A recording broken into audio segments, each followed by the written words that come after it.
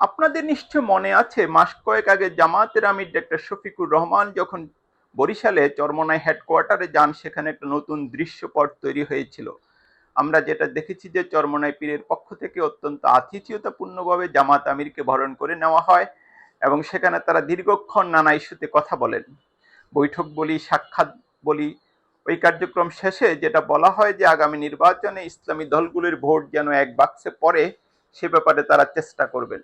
এমনিতে আমরা যদি ঐতিহাসিকভাবে দেখি, বাংলাদেশের ইসলামপন্থীরা নানা ব্যানারে বিভক্ত, নানা দলে বিভক্ত এবং তারা নানা বিষয়ে তারা বাহাসে লিপ্ত হয় প্রায়। কিন্তু গত কয়েক বছরে, বিশেষ করে আওয়ামী লীগ শাসন আমলে আমরা দেখেছি ইসলামপন্থী দলগুলো একে অন্যের কাছাকাছি আসতে, বিশেষ করে তারা যে নির্যাতনের শিকার হয়েছেন এই বিষয়টা তাদেরকে সহমর্মী করেছে। আমরা যেটা দেখেছি যে জামায়াতের শীর্ষ নেতাদের মৃত্যুদণ্ড কার্যকর হয়েছে, হেফাজতের বহু নেতাকর্মীকে ত্যাগ স্বীকার করতে হয়েছে, তাদের অনেকে জীবন দিয়েছেন, কারাভোগ করেছেন।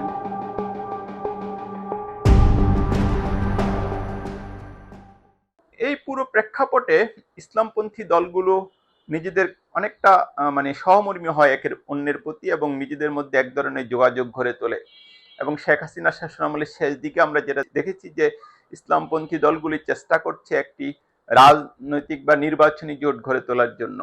এমনিতে আমি যদি বলি, এখন বাংলাদেশে ইসলামপন্থী দলগুলোকে মোটা দাগে তিনটা ভাগে ভাগ করা যায়। একদিকে জামাত, অন্যদিকে ইসলামী আন্দোলন এবং হেফাজত। হেফাজত কোন রাজনৈতিক দল নয়, এটা আমরা জানি, কিন্তু হেফাজতের ব্যানারে বা হেফাজতের ছাতার নিচে বেশ কিছু ইসলামপন্থী দল রয়েছে। এখন এই তিনটি দলের মধ্যে ঐক্য কি সম্ভব? এই ঐক্য হলে প্রভাব কি, নির্বাচনী রাজনীতিতে এটা কতটা প্রভাব বিস্তার করতে পারবে এবং এই ঐক্য আসলে কতটা চ্যালেঞ্জিং, সেটা নিয়ে আজকে আমরা আলোচনা করার চেষ্টা করব। যেটা খবর হচ্ছে, ইসলামপন্থী দলগুলি বিশেষ করে জামাত এবং ইসলামী আন্দোলন তারা বেশ খানিকটা কাছাকাছি এসেছে এবং আমরা যেটা রমজানেও দেখেছি, ইফতার পার্টিতে জামাতের আমির ইসলামী আন্দোলনের ইফতার মাহফিলে গিয়েছিলেন এবং জামাতের ইফতার মাহফিলেও ইসলামী আন্দোলনের শীর্ষ নেতারা অংশ নেন এবং আমরা দেখেছি যে নানাভাবে তাদের মধ্যে যোগাযোগ হচ্ছে, কথাবার্তা হচ্ছে। এই প্রেক্ষাপটে মানে এক ধরনের অনেকটা কাছাকাছি তারা আসছে, এটা বলা যায়।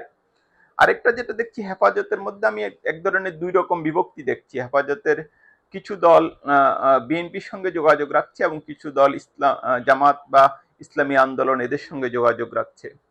এবং আপনারা খেয়াল করবেন যে বিএনপির সঙ্গে হেফাজতের একটা প্রতিনিধি দলের বৈঠক নিয়ে বেশ বিতর্ক হয়ে গেছে, যদিও সেখানে পরে হেফাজতের পক্ষ থেকে এক ধরনের ব্যাখ্যা দেওয়া হয়েছে। এখন বাংলাদেশে ইসলামপন্থী দলগুলি জোট করা আসলে বেশ কঠিন। প্রথমত, আপনি মুখে যে যাই বলুন না কেন, বাংলাদেশের রাজনীতিতে আন্তর্জাতিক শক্তিগুলোর একটা বিরাট প্রভাব রয়েছে এবং আমরা যেটা দেখেছি যে 5ই আগস্টের পর বাংলাদেশ বিরোধী যে অপপ্রচার সারা দুনিয়াতে, এটার একটা প্রধান এজেন্ডা বলা হচ্ছে যে বাংলাদেশে ইসলামপন্থীদের উত্থান হয়েছে। এবং আপনি যদি ভালো মতো খেয়াল করেন, দেখবেন যে ঢাকার কয়েকজন মানে সিনিয়র সাংবাদিক, খুবই পরিচিত সাংবাদিক এবং টেলিভিশনে খুব জনপ্রিয় যারা, এদের মধ্যে অন্তত 2-3 জন আমি যেটা দেখেছি, তারা এটা প্রচার করার খুব চেষ্টা করছে যে বাংলাদেশে ইসলামিকদের একটা উত্থান হয়েছে। এবং এর ব্যারোমিটারটা আসলে কি? কোনো নির্বাচন তো এখানে হয়নি এবং যে সরকার গঠন হয়েছে সেখানে ইসলামপন্থীদের অংশগ্রহণ কোথায়? আমি তো দেখছি যে প্রফেসর ইউনূসের যে অন্তর্বর্তীকালীন সরকার, সেখানে বামপন্থীদের মানে একসময় বামপন্থী রাজনীতি করতেন এরকম মানুষই বেশি। তাহলে তারা কিসের ভিত্তিতে এটা নির্ণয় করছেন, এটা বলা আসলে খুব কঠিন। তো এই যে আন্তর্জাতিক শক্তি এবং এর প্রায় প্রায় পুরোটা, এরা কি চাইবে বাংলাদেশ ইসলামী দলগুলোর কোনো জোট হোক? নিশ্চিতভাবে তারা চাইবে না।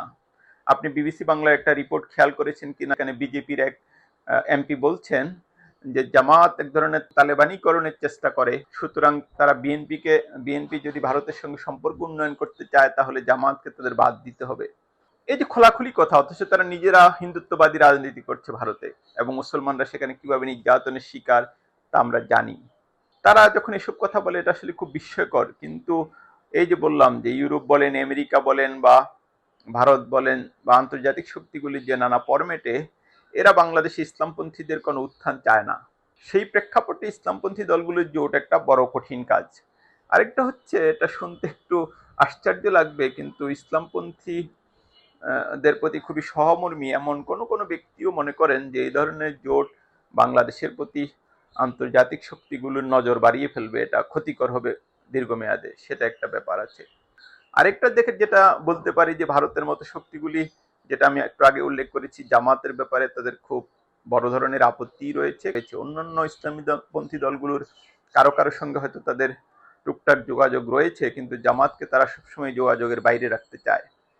আরেকটা যেটা আমি, আমার এক সাংবাদিক হিসেবে একটা তথ্য রয়েছে যে এমজে আকবর যখন ভারতের পররাষ্ট্র প্রতিমন্ত্রী ছিলেন, তখন তিনি হেফাজত নেতৃবৃন্দের সঙ্গে বৈঠকের জন্য একবার চট্টগ্রাম গিয়েছিলেন।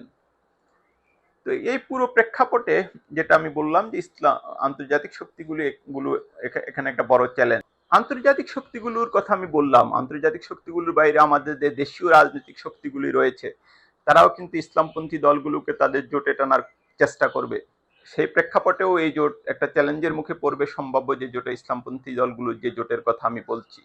তাছাড়া আমাদের যে সেকুলার ফোর্স বাংলাদেশে, তারা নানাভাবে ক্ষমতাবান, তারাও চাইবে না এখানে ইসলামপন্থীদের কোনো একটা বড় জোট হোক। এই পুরো প্রেক্ষাপটে ইসলামপন্থী দলগুলোর জোট খুবই চ্যালেঞ্জিং, এবং সেই জোটটা হলেও তারা তাদেরকে নানা রকম চ্যালেঞ্জের মুখোমুখি হতে হবে।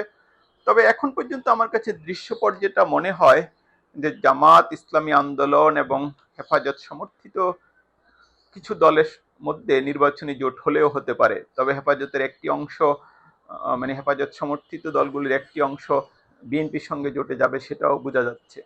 একটা ব্যক্তিগত নোট আমি এখানে দিতে পারি যে জামাত, ইসলামপন্থী দলগুলোর যে জোট হবে, সে জোটে যদি নাগরিক পার্টি, যারা এনসিপি ছাত্র নেতাদের নেতৃত্বে যে দল, তাদেরকে যদি কোনোভাবে অন্তর্ভুক্ত করা যায় এবং সাথে আরো দু একটি উদারপন্থী রাজনৈতিক দলকে যদি সম্পৃক্ত করা যায়, সেক্ষেত্রে আমার ধারণা এই জোট বাংলাদেশের রাজনীতিতে একটা বড় ধরনের শক্তি হিসেবে আবির্ভূত হতে পারে। সেটাও অবশ্য করা সহজ কোনো কাজ নয় রাজনীতিতে। ওই যেটা আমি প্রায় জাপল ছাত্র থেকে ধার করে বলি যে country or person is the same thing, everyone is for himself. এটা বড় একটা স্বার্থের খেলা, এবং স্বার্থের মধ্যে যে কত কিছু জড়িত হয় সেটা তো আমরা জানি। সুতরাং খেলাটা কোনো সহজ খেলা নয়, এটা খুবই কঠিন। তবে ইসলামপন্থী দলগুলোর জোট নিয়ে সামনের দিনে যে আলোচনা আরো বাড়বে, এটা নিশ্চিত করেই বলা যায়।